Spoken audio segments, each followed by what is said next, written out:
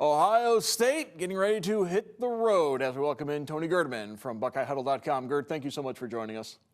Thank you for having me. We just heard from Ryan Day and Chip Kelly about that red zone efficiency. What strikes you as the best component of Ohio State's red zone offense?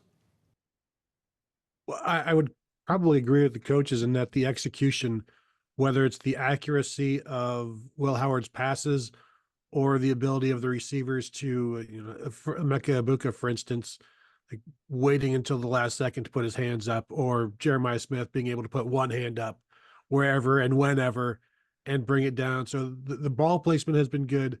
The receivers have been excellent, but also just the threat, the ability to run the ball down there. And we've seen over the years when they haven't been able to run the ball in the red zone, how they would bring in either Devin Brown to try and run, Tate Martell in 2018 to try to be that running threat. It's always better when your starting quarterback is the guy that can do that. And we've seen Will Howard pull the ball a few times now and score, I think twice now, score touchdowns with the read option. And that's just another avenue for the running game that makes them even more effective down there. So what you're telling me is we shouldn't be that concerned about Travion Henderson and Quinshon Judkins not scoring in the red zone because Will Howard has scored in the red zone, and that threat of Judkins and Henderson has allowed the receivers to get open in the red zone. Yeah, and Will Howard's becoming a bit of a touchdown vulture basically down there as well, taking some from the running backs. But none of those guys care. As long as they get in the end zone and somebody's handing the ball back to the ref afterwards, they're satisfied. But you do know Quinshon Judkins and Travion Henderson are going to have their time as well. I would expect them both to be busy running backs in this game. And whether that continues into the red zone or not, some of their scores have not, they finish in the red zone, but they start way outside of it. And so we can't fault them for that for sure.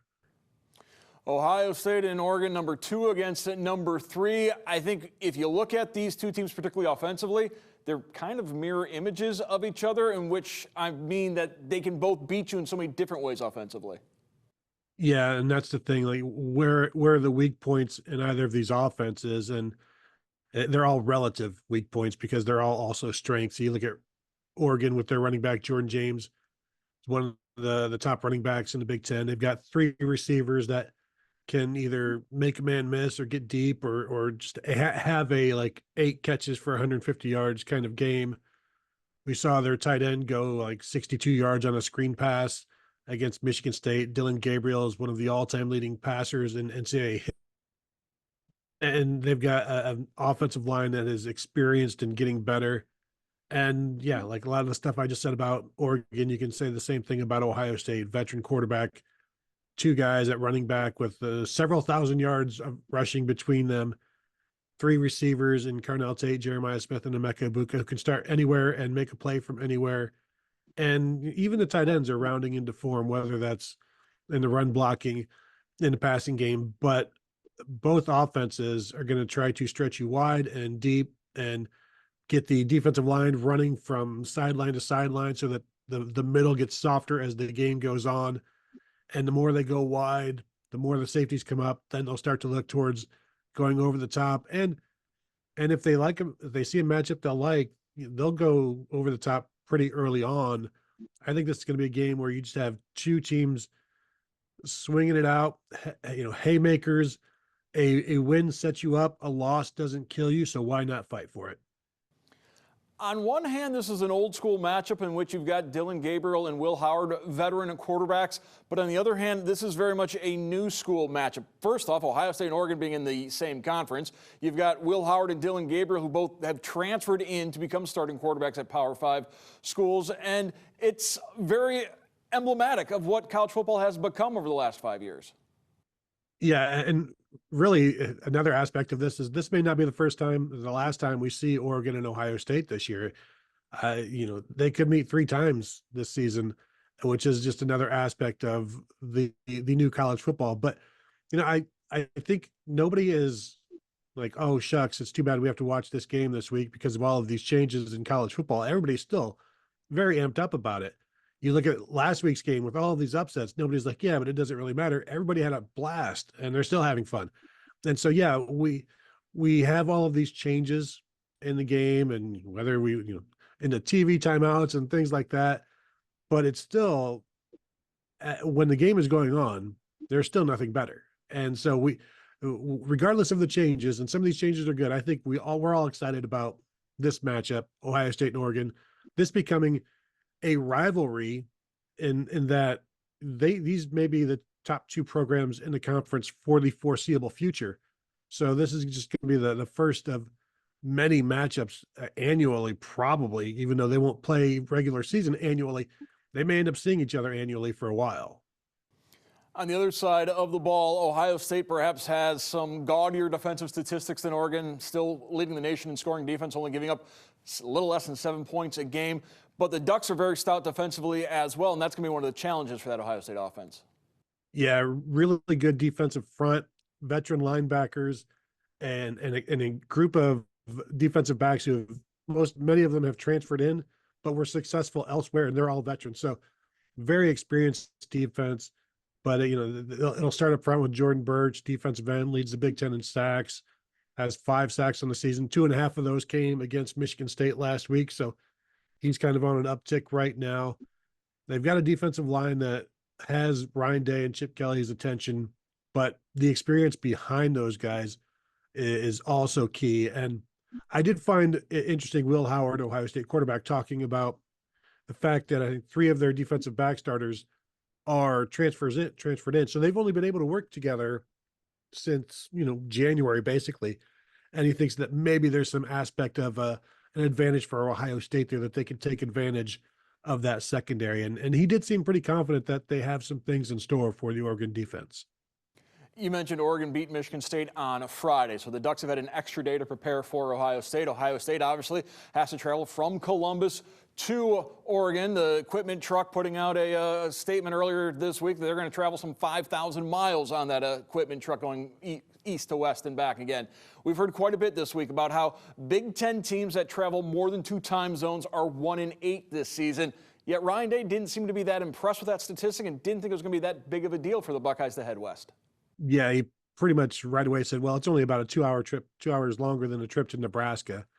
And I think with that stat, it's eye-opening, but then you're like, well, what is the only like Vegas line upset in that mix? And it might be USC losing at Minnesota, which we've seen USC lose at Michigan. So, and Minnesota beat Michigan. So, or Minnesota lose to Michigan. So these 3 teams are all jumbled in together. So how much of an upset is it?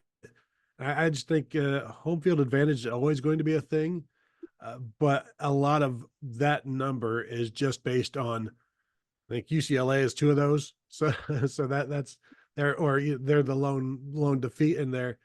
I think a lot of that is just matchups. But I mean, even if Ohio State loses this one, I don't know that you chalk it up to the travel. I think you chalk it up to the teams, the talent, the environment, which it's not the biggest stadium, but it might be the loudest that Ohio State plays in. So there are a number of things that are not advantageous to Ohio State. I think way down the list is the travel, and Ryan Day seemed to agree with that.